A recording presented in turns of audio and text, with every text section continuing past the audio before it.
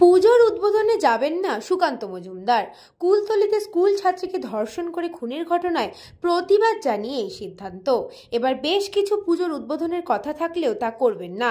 এদিন দুপুরে সাংবাদিক বৈঠক করে এমনটাই জানালেন বিজেপির রাজ্য সভাপতি সুকান্ত মজুমদার।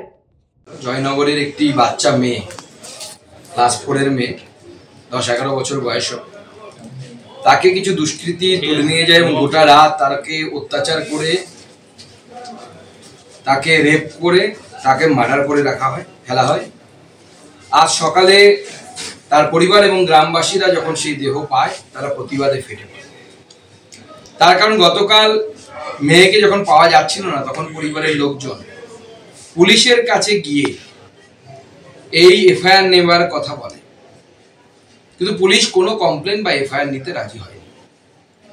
আপনারা জানেন যে বাংলায় এবং গোটা দেশে দেবীপক্ষ চলছে।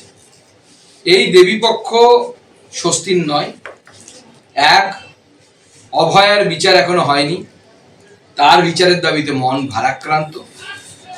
অত্যাচারের যাবতীয় তথ্য প্রমাণ নষ্ট করার জন্য যেভাবে দুর্বৃত্তদেরকে বাঁচানোর চেষ্টা হয়েছে, সেজন্য মানুষের মধ্যে আক্রোশ আছে, মানুষ রুষ্ট এই সরকারের উপরে, মমতা বন্দ্যোপাধ্যায়ের উপরে।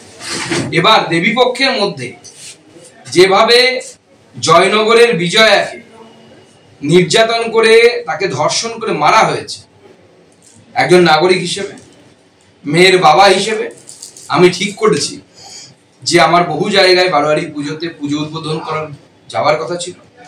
আমি মণ্ডপে যাব, কিন্তু কোথাও পুজো উদ্বোধনে যাব না। আমি এইভাবে প্রতিবাদ জানাবো এবং যে মণ্ডপে যাব সেখানে মায়ের কাছে গিয়ে প্রার্থনা করব যে সরকার আমাদের মেয়েদেরকে, আমাদেরকে মায়েদেরকে অত্যাচারের হাত থেকে রক্ষা করতে পারছে না।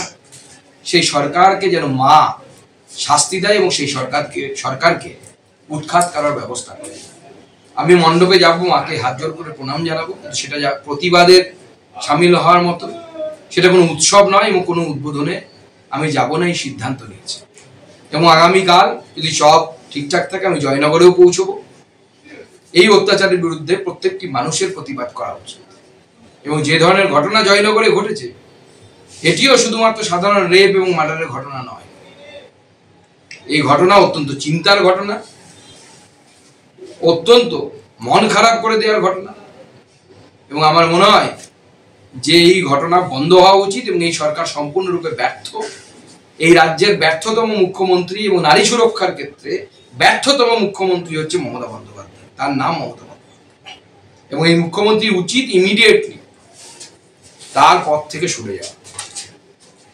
যে মুখ্যমন্ত্রী আমাদের বাচ্চা মেয়েদের সুরক্ষা দিতে পারে না, আমাদের ঘরের মেয়েদের সুরক্ষা দিতে পারে না, সেই মুখ্যমন্ত্রী মহিলা হিসেবে তার পদে বসে থাকার কোনো অধিকার নেই। আর এরপরেও যদি আমরা চুপ করে থাকি, আমরা যদি প্রতিবাদ না জানাই, তাহলে আমার মনে হয় এটা নিজের অন্তরাত্মার সাথে, নিজের বিবেকের সাথে আমার মনে হয় জাস্টিস করা হবে না, ন্যায় করা হবে। সেটা আমি নিজের বিবেকের তাড়নায় ঠিক করেছি।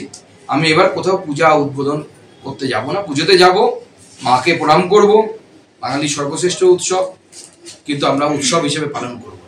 এবার উৎসব নেই, কারণ মাননীয় মুখ্যমন্ত্রী সবের রাজ্যে পরিণত করেছে, বিশেষ করে মেয়েদের জন্য এই রাজ্যকে সব এর রাজ্যে পরিণত করেছে মাননীয় মুখ্যমন্ত্রী এবং তার প্রশাসন।